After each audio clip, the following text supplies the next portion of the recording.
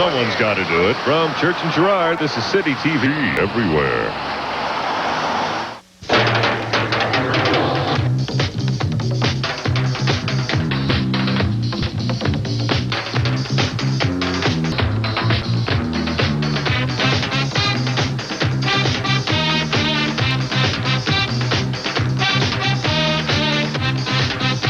Welcome to a special edition of the new music, Punk 7679. I don't know whether you're aware of it, but there's been something of a punk revival going on, and no one knows that better than the new music's Kim Clark Champness, who's been culling through the library, finding old archival material on punk. What with the Clash box set, brilliant books like England's Dreaming by John Savage, and numerous references to the Sex Pistols, punk is back. Well, digging through the archives, I've managed to piece together an overview of what happened between 1976 and 1979. And we start off, archaeologically speaking, with one of the godfathers of punk, Mr. Iggy Pop. A near-to-truth tale of what I believe rock and roll is all about, which means a small hunting and gathering group, anthropologically speaking, right? Of young men who get together out of nothing else but sheer desperation and go for it in a small town. That's how all rock and roll starts. And everybody knows this, from the Stones down, right? Isn't that true? Thank you very much. What is a punk, you know? Like when I grew up, I thought a punk was like somebody who only stole hubcaps, you know?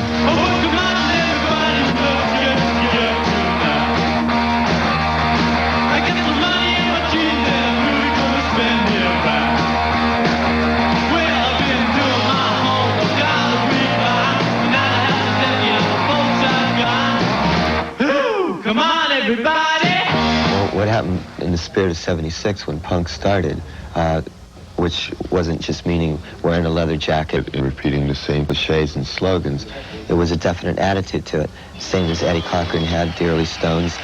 You could see it trail through Detroit School of Music with Iggy and the MC5, Alice Cooper. The New York Dolls carried the fire for a while, and Jim Morrison. And it's then moved to punk. The whole idea was for me to tear down what was too big about music. And in an era of, if it wasn't disco, it was all like Emerson, Lake and Palmer. It was all like, you know, Genesis. It was all so like bands like Yes, and also over the top. And I mean, rock operas everywhere. And it was just, the last thing you'd want to be was like that. Life is for us to keep. If you leave it now, you'll take away the biggest part of me. And all of a sudden, something came along that just sort of like ran that into the ground, and ran all like the rock starring and all the nights of cocaine and whatever, just squished it, you know? It was great. I got a feeling inside of me. It's kind of strange like a stormy sea. It wasn't about killing anybody specifically, but it was about damaging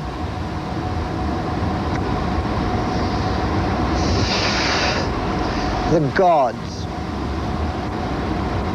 of your culture, which are in effect these pop stars, so to be, and you kind of damaged the legend of it. It's like you gave it a right royal kicking.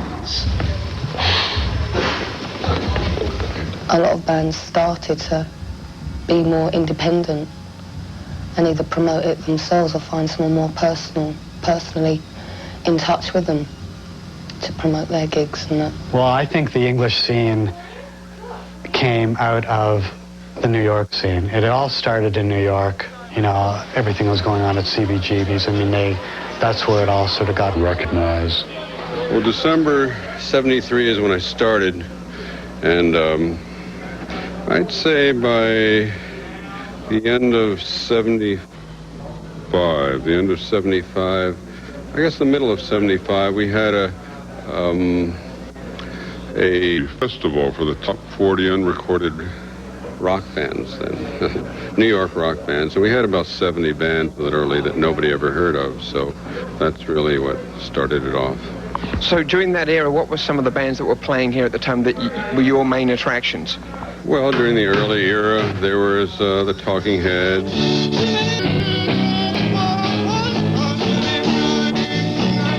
Television, the Ramones, and the Stilettos, from which Blondie came from, and then Blondie. Patti Smith, and then we had the Dead Boys.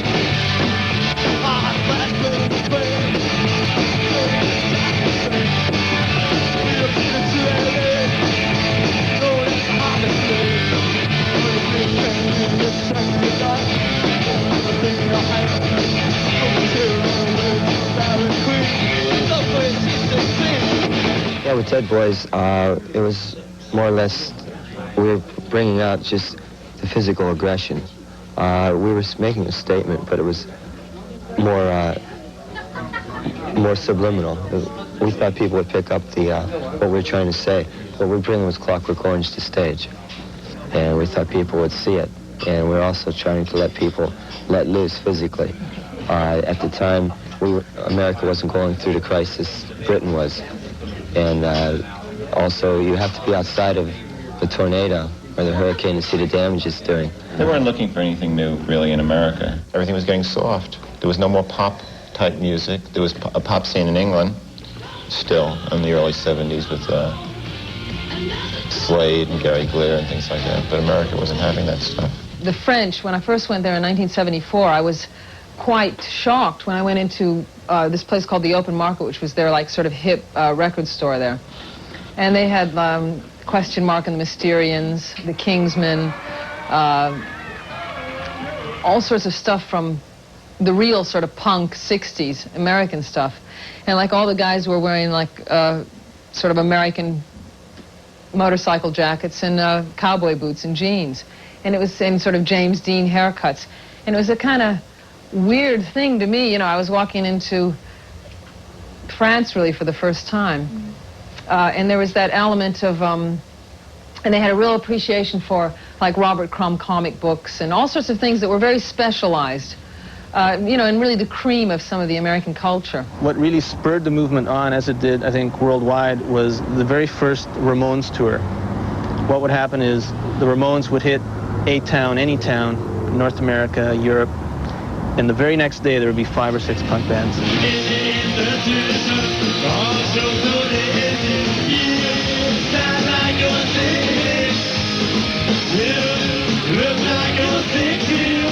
We were the only people doing what we were doing. Nobody else was doing what we were playing. And when we went to England, they were listening to pub rock, Dr. Feelgood and stuff like that. And it wasn't until after we left, and we played 2 sold-out shows. And I guess the more hipper people, like the people that now are in the Clash and people like that, you know, they had gotten our import album and they were in tune to what we were doing. And after we left, the whole British invasion kicked off.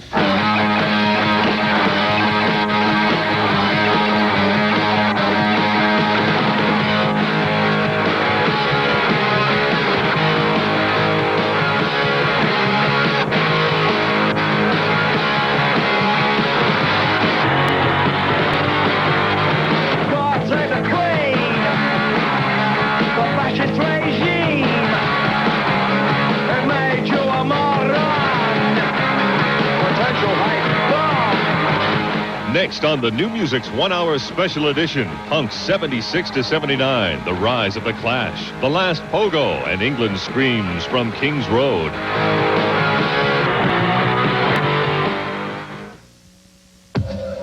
Coming apart for the last year. My ex-husband and I fell in love at first sight. Maybe I should have taken a second look. What am I supposed to do? Am I supposed to write everything myself, write it myself, direct it myself, produce it myself? Your husband and I are more than intimate friends and have been deeply in love for over 2 years now. I have a great murder story.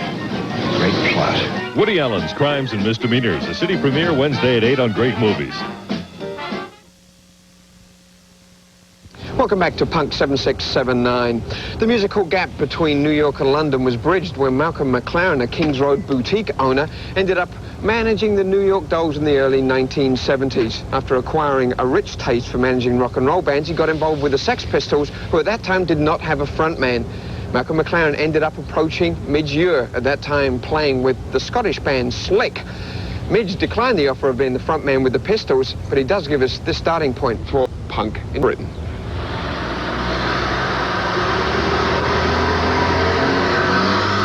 Britain gave it its form, gave it a look.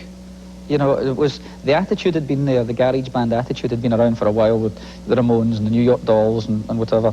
But Britain had this look. Britain had, I suppose, Malcolm McLaren and Vivienne Westwood, who were an integral part of the whole thing. The clothes were something very new, I suppose, for King's Road, which was like a field of glitterdom. You know, it was all big flared trousers, lots of jewellery around the neck and tight little velvet jackets. What I was selling was all these leather masks with big metal zips and little holes for your eyes and rubber skirts, thick black latex. And we called it, obviously, sex. That were large pink letters outside the shop and no windows, couldn't see in. That was the beginnings of a style that became provocative for a whole dispossessed bunch of kids who were no longer throwing their loyalties to the groups of the day, yeah, of the Faces or David Bowie or Roxy Music.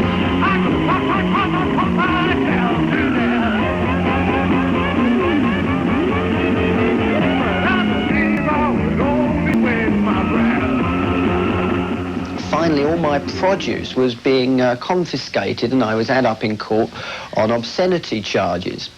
Well, I really took a great offence at that and continued, nevertheless, unabated, and created a legion of fans who now wanted a music to harness themselves to this look. We were the first. Absolutely. We were the first to tour. We were the first to make a record. We were the first to come to the States. The first to do anything.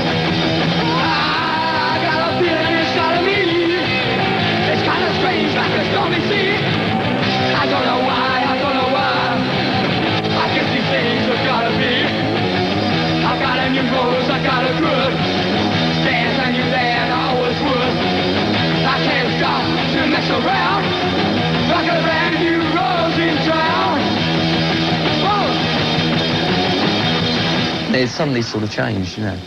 Almost, well, it's as if it was overnight. Suddenly, these same people, you know, instead of saying rubbish and walking out, we've emptied halls before in those days, you know. We're really getting into it, and we were playing the same material, the same style. It's just, I suppose they heard it was the thing that was coming, you know. What was it that changed that whole thing? I really don't know. It just suddenly emerged. I mean, the Pistols did a lot to break through. You know, the scandal side of it.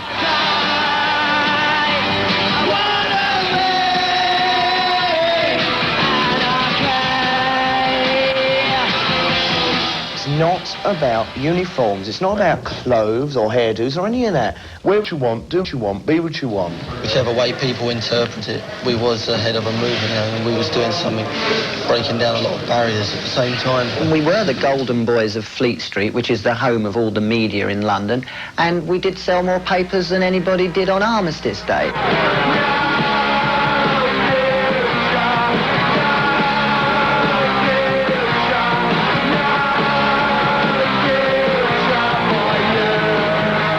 Pistols sort of gave everybody a shot in the arm, saying that, you know, you can make bucks or make a living for yourself by playing music. Breaking rocks in a hot sun. I fought for law and the law won. I fought for law and the law won. I needed money 'cause I had none. I fought for law and the law won.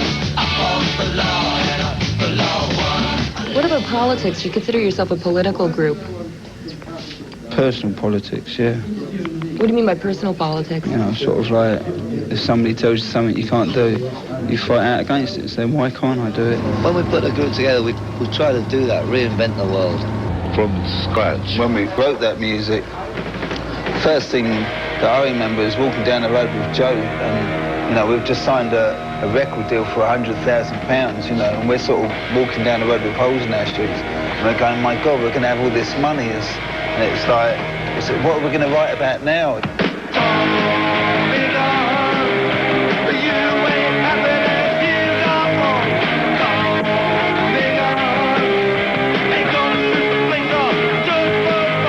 Basically, what we're here for, right, is that it's like for us, we're like visiting, you know what I mean?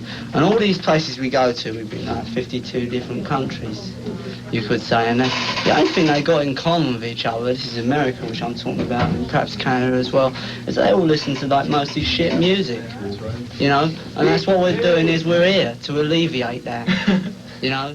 Get people dancing, help them remember what rock and roll used to be like, and is now, but only in a very few cases. It's great. It proves that somewhere in North America there are 1, 2, 3, 4, 5, 6, 7, 8, 9, 10, 11, 12, 13, 14. There's at least 14, 15/16, that counts. 16 rock and roll fans in North America. 17, we started. 17, well there you are. There's a couple over. There's probably 20. There's probably 20 rock and roll fans in America.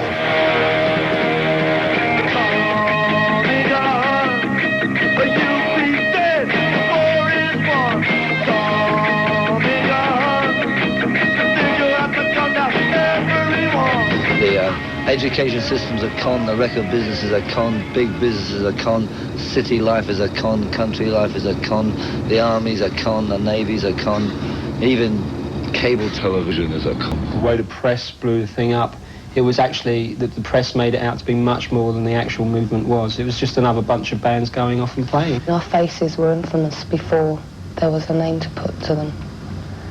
And that's one thing that the Pistols, before there was any records out or anything, or any strong push,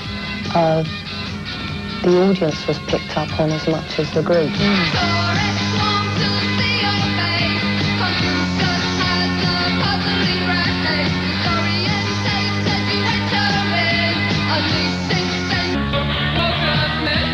That's geared into sensationalism. That's how they sell stuff, right? So they're going, oh, there's this punk thing, right? Let's pick up on all the most sensationalist aspects of it, like the real materialistic things, like people getting injured and all that kind of stuff and arrested. And that's really not what it was about. I mean, it's more to do with like a whole new lot of people coming through in the music scene. And they, in a way, tend to overlook that because it doesn't sell stuff. The punk groups and the punk thing wasn't a violent, you know, movement or anything like that. But the people outside punk were worried and frightened by it or something, and their reaction was violence. And we used to like go down and play a gig in Scunthorpe or Newcastle or something, and we'd come out and the stage door and all the trucks would be like sort of bashed the windows in, the tyres would be slashed, and there'd be a mob up the end of the road coming down, walking down with bricks to beat us up and all this stuff.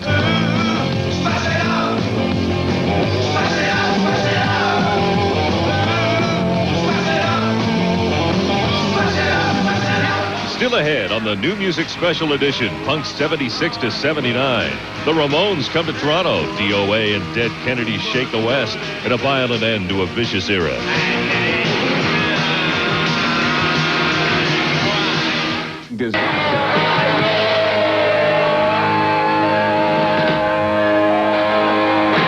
To me, it was just a rock and roll band, and you know, that's what it was, and it was great until the media got hold of it, and then it just became like a circus, and what we started out doing didn't matter anymore. The music didn't matter, and it was just like all this hype and stuff. Especially when we came to America and played in America, it was like weird.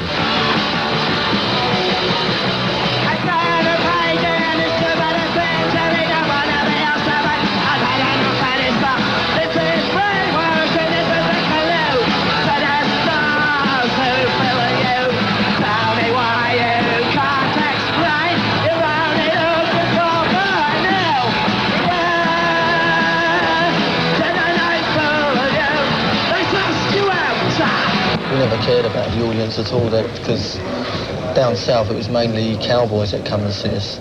It's a few punks, but there was a lot of trouble with them throwing beer cans at us all night.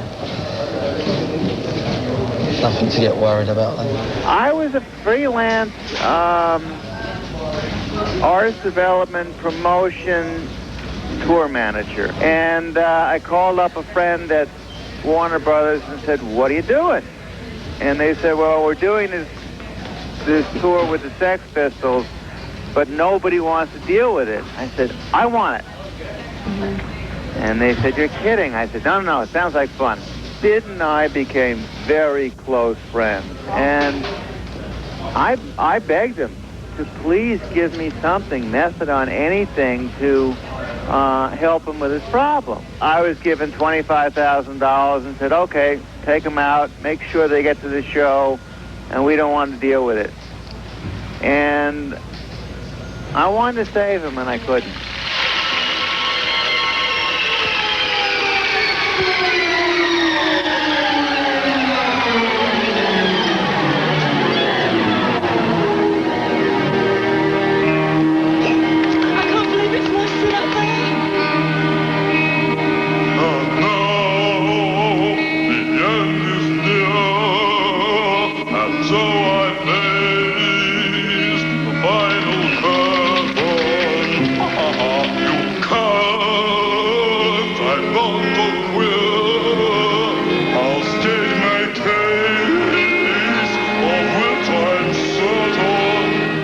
Almost dead.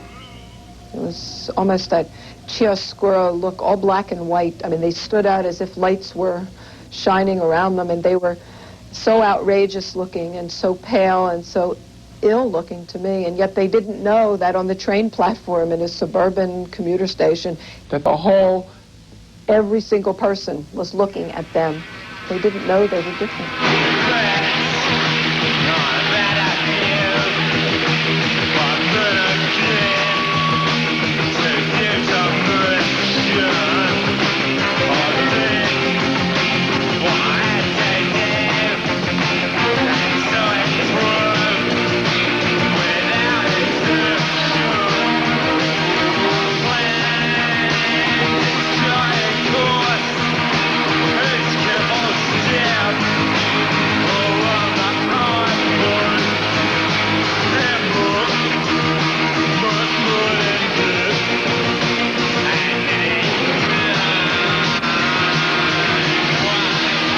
And they had this little house in Maida Vale, a townhouse in England, in London, and they had a little life together. I think that she was happy, if one can really define what happy is. But I think, yes, he did give her a reason. But then towards the end, within the last few days, I think she began to suddenly see things clearly and realize how far she had gone and where she was, and that there was just really, she was in a box. There wasn't any way out.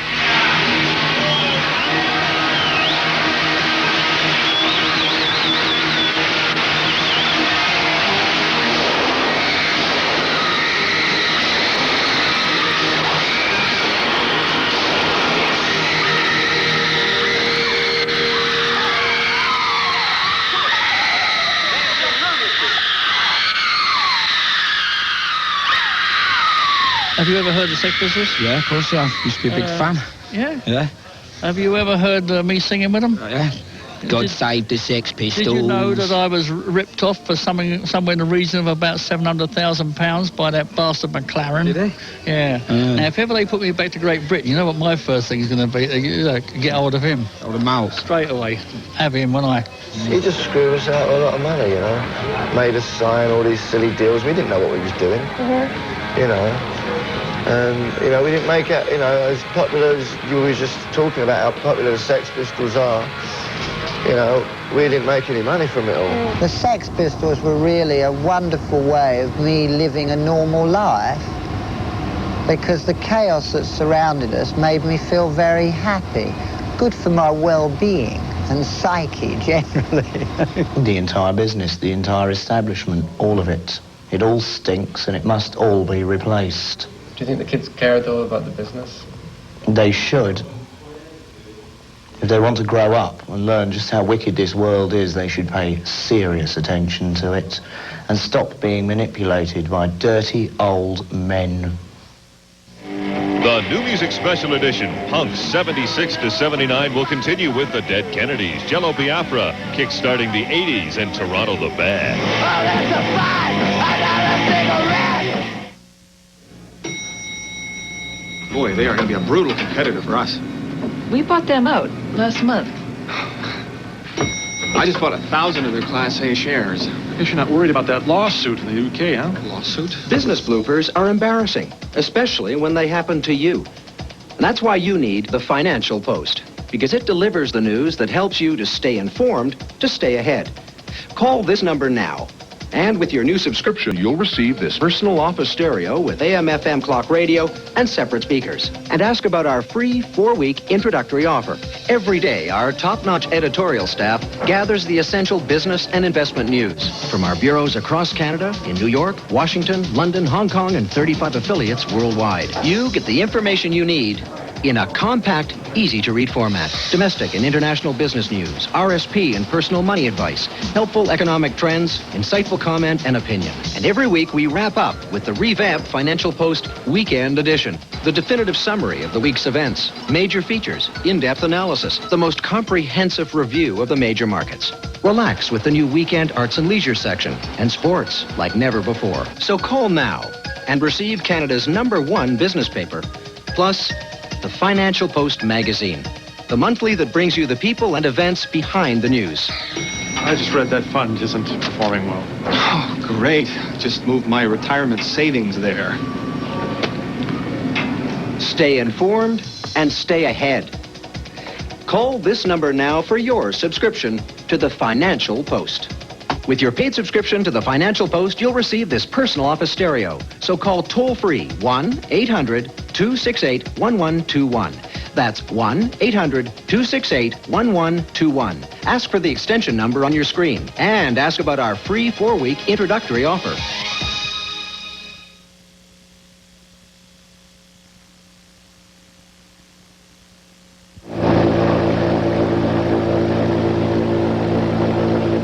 Are the scenes paralleling each other, or is it going New York, London, and then coming to Toronto? Or is Toronto... No, Toronto was always right on top, because the bands that we were bringing to the New Yorker in those days, like the Ramones had never played out of New York till they came here. The Cramps had never played out of New York till they came here. Wayne County had never played out of New York. Talking Heads had done A Space, and we did them afterwards. But, you know, not much after. So it was a pretty important place. Outside New York, probably maybe Toronto, the most we played any city, you know. Yeah, when we first started out. The first place we came to. Right, and Toronto was really very open-minded. The New Yorker Theater, and it used to be Toronto and then Boston, too, so it'd be like a triad kind of thing. A great thing at that time was the fact that there was so many different, everybody was different from each other. You know, towards the later days, people would do a straight, say, English punk rock scene kind of band or something like that. But in the early days, everybody had a distinct identity.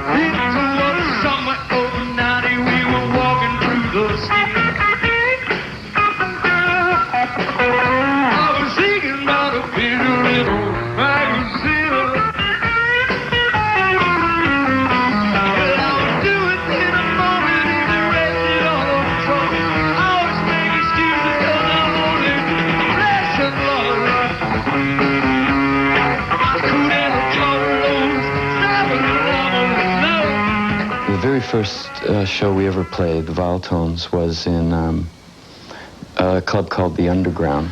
The Colonial? The Colonial Underground, yeah. And so was the second gig there. And the third gig was in CBGB's. Teenage Head, Diodes, and Viletones, we all went down to CBGB's in New York, and they had like a Canadian punk weekend.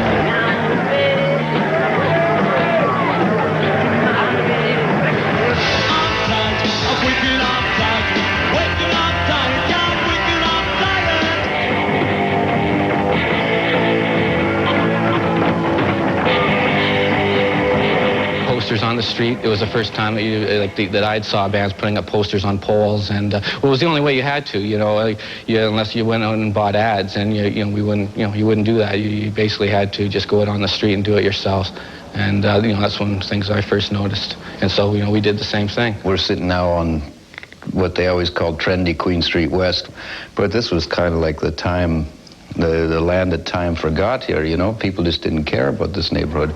And yet there was an art college with a couple of bars and so forth where people were meeting, exchanging ideas. There were spaces where at one time we got a basement of a place down on Duncan Street and just ran a club all one summer, you know. Crash and Burn was a very peculiar club because it wasn't a club as a club per se. It was basically a gigantic sort of warehouse basement at the bottom of this industrial building right next to the Honest Ed's restaurant in Toronto. And it was primarily the Diodes rehearsal space. And when they couldn't get any gigs in real clubs, we just decided, why don't we open it up, get a special occasion permit, and have our own club for the bands, where bands can play outside. So it was open Fridays and Saturdays. It was open basically during the month of August 1977. We'd go down Thursday, get the special occasion permit, buy a couple of cases of beer, and you could come in, pay $1. It was like a high school dance. How do you see the Crash and Burn days? Were they an asset to you guys? Oh, yeah. Oh, yeah. Historically speaking, they're very important in terms of Canada. It's interesting. There's a Crash and Burn film, which I talked to the filmmaker Ross McLaren the other day. He's sold the film 30 times. It's been shown in Cannes Film Festival. It's shown all over the U.S. It's done a circuit all through Canada. It's all about Crash and Burn, and it's really, you know, well known internationally. It's put Toronto on the map as far as New Wave is concerned.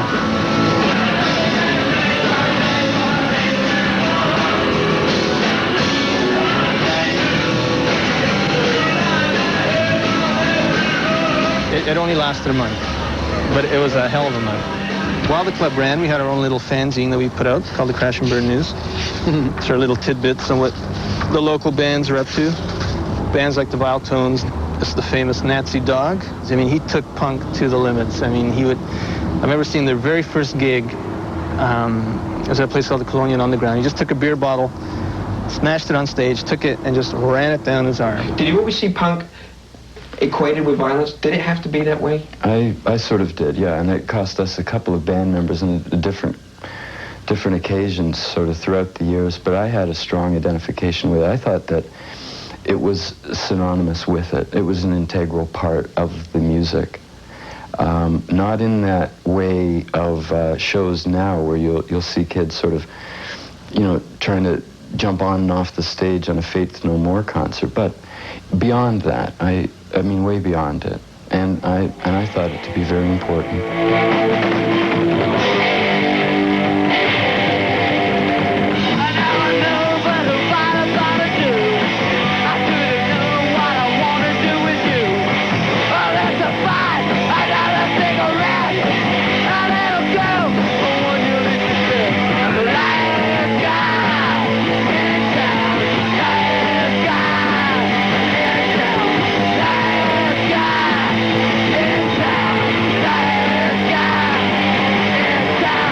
Punk rock was always like, punk rock meant fighting and everything, so there's like the Blake Street Boys, right? Yeah.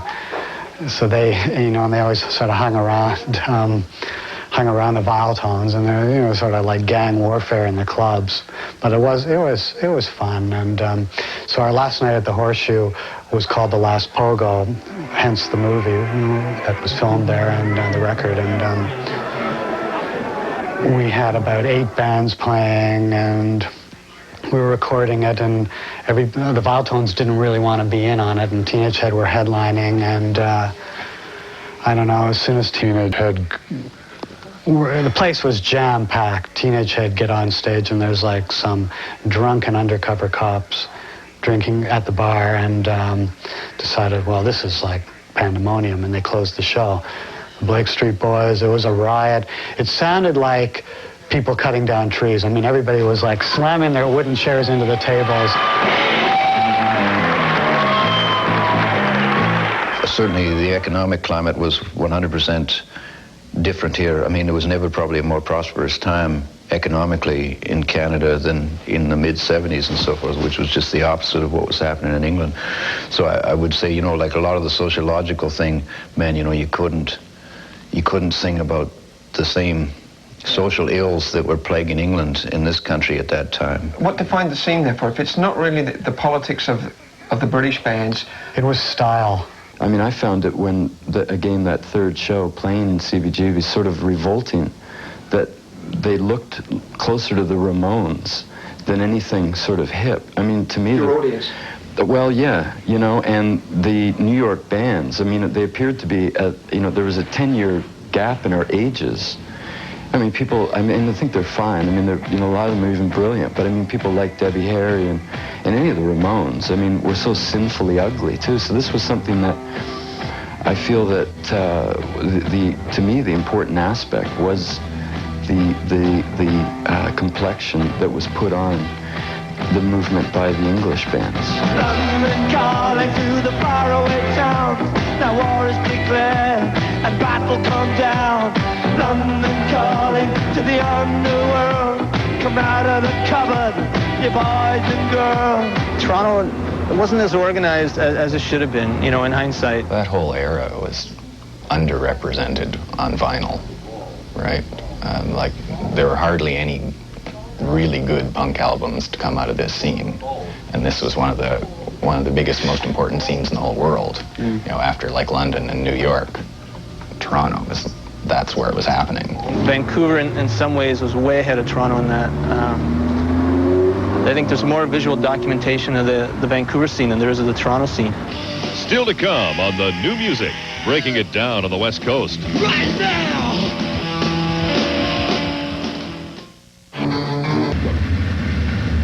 Vancouver's not like a big city like Toronto where you can have splinter groups that are big enough to support a scene. In Vancouver, you basically have to pretty well have everybody to make up enough. At that time, I guess we were a pretty small group of people. I guess there was about a good 100 regulars that showed up to all the gigs. And I guess the most noticeable thing about it back then was that there were all kinds of different factions. You know, there was mods and pop and new wave and punk.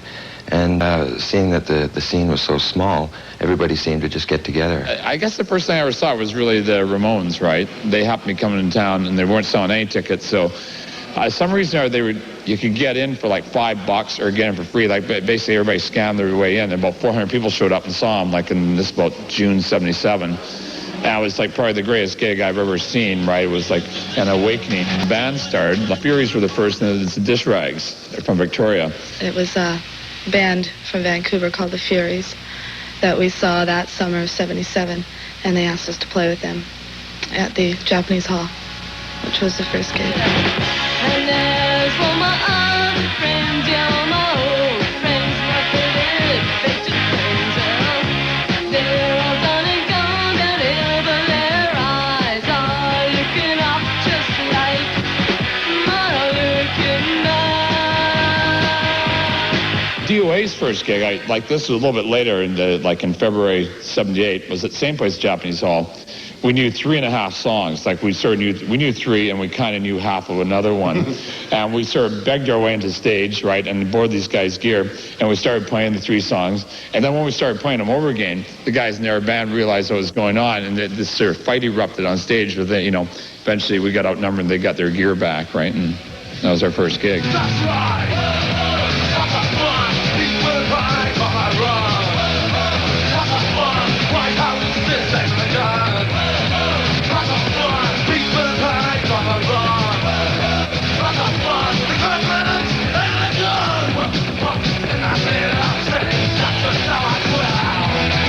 Subhumans were a great band, and there was the DOA Subhuman rivalry where we'd never play on the same bill. Who's going to headline? Is there something stupid like that? It's also we'd been in the same band together. Some of the guys, so it was sort of some bad blood between us a little bit, right? So. Okay, that's Days of the Smiling Buddha. That was just recently I just did. That kind of reminded me of the old days. I just was thinking about the days, and that was a club on Hastings. It was like a little hole in the wall, but that's where the punk scene really started out of it in terms of what was happening downtown in Vancouver.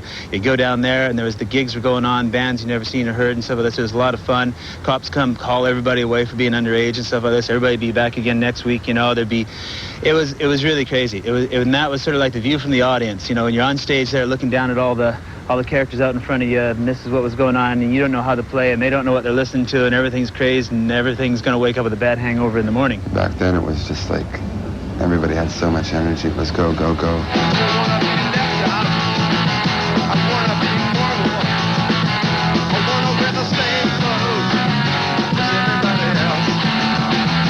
Now I'm called second hand, so you can see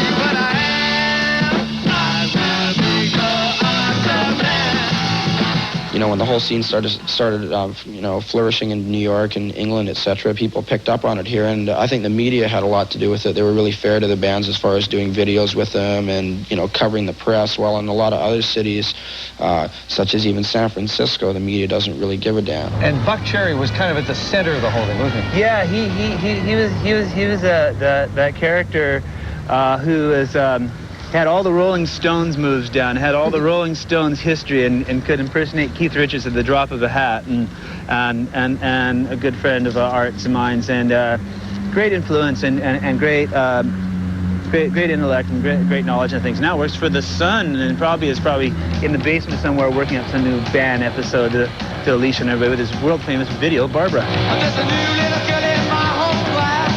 You know I'm talking about Barbara, and everybody thinks that's such a gal. B-A-R-B-O-A, Barbara. She's the girl I love forever. We'll spend our lives together, Barbara. Quintessence Records was one of the very first places around here, anyways, that gave some kind of support. There was somebody that was willing to go into debt. And that was Ted Thomas. And that was Ted Thomas, yeah. Yeah, he's the guy that basically sort of lied to the studios and things like that so that we could all afford to lose money.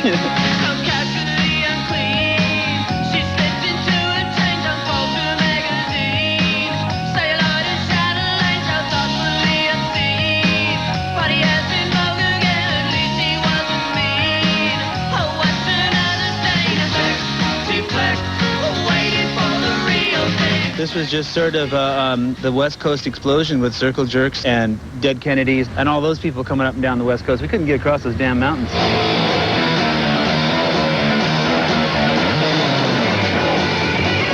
Why don't you tell people in the prairies where the name Dead Kennedys came from? It's designed to bring attention to the end of the American dream and the beginning of the me generation. The thing that got the ball rolling was the Kennedy killings. The main causes were Vietnam and Watergate, where people decided they didn't care anymore, their effort didn't matter, all they cared about is themselves, and consequently America and thus Canada as well, due to the old domino theory, is slowly caving in. The way the world is set up, you are shunned for changing and progressing. You are spit on for progressing and creating new music and new ideas, and you are rewarded for constantly being a parody of yourself, for constantly recreating yourself, acting like yourself, a year ago. Punk rockers and rockers in general can be some of the most one-way, closed-minded, fascistic people grouped together that I've ever seen. You flip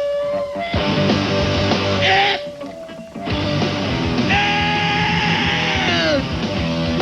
right now.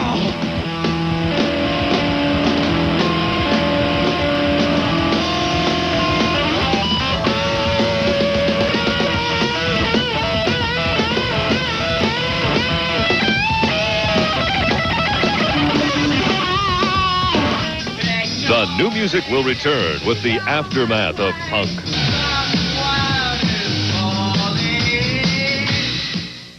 Is what existentialism was in the earlier part of this century. Punk, what did that mean to you when you were there growing up? For the first week, everything, I think. Well, for me.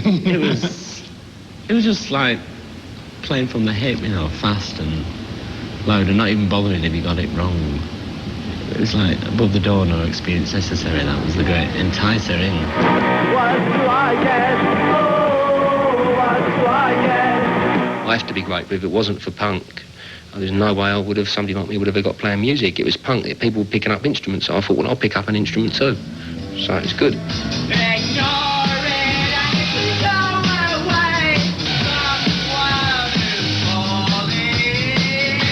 It's strange. Looking back, it's like having a moving photo album when you see like old videos. It just seems like different people, totally different people. And the further you get away from your memories of the actual recording and the gigs you did at the time, it just becomes a bit of a blur.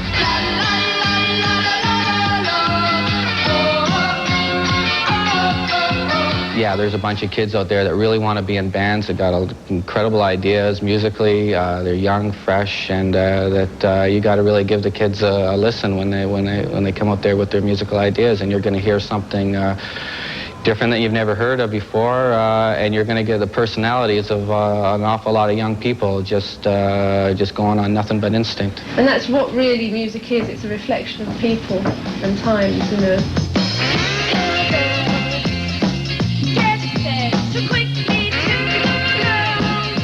The attitude of punk has been felt, like I say, around the world, and felt by people that would say that punk is, you know, rubbish. I mean, even the big rock stars, I think a lot of them had to check themselves and say, well, am I a boring old fart? You know what I mean? Are there any punks left in the world?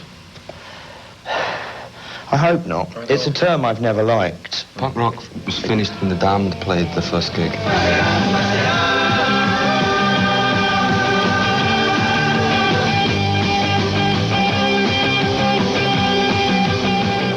Envision yourself doing something that was as important as The Clash was to break new ground into the music we're listening to and the lifestyle? No? No.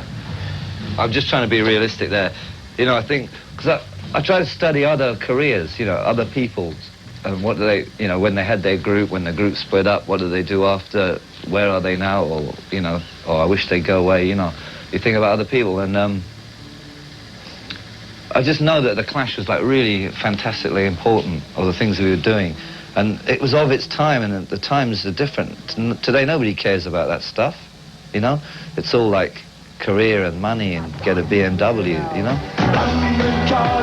We ain't got no hide, except for that one with the yellowy eyes. The ice is coming, the sun's zooming in. Engines stuck on him, the wheat is going big, a nuclear error. But I have no fear, cause London is drowning by the river. The industry wouldn't be the same without punk. It's had an influence, and it still has an influence on these bands, these pop-type metal bands and the speed metal band. There's a young little up-and-coming band called Guns N' Roses. And when they were really young, you know, they were into punk rock, and now they're big rock stars. You know, they're saying, "Hey guys, thanks," and they're putting a lot of punk bands on their new LP. You know, and I think, you know, they're doing one of our tunes, "Down on the Farm."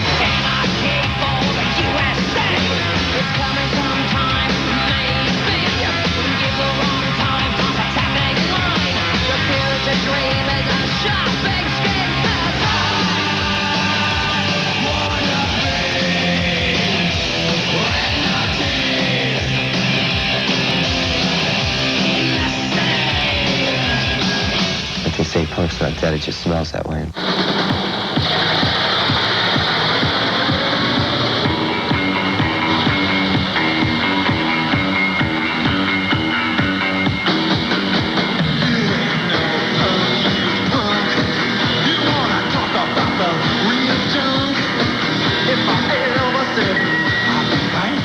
Jeannie Becker talks acting with Mitsu and gets serious with Dick Van Dyke. Tonight at 7 on Movie Television, the weekend edition of City Pulse Everywhere is next. Do you want the real thing or you just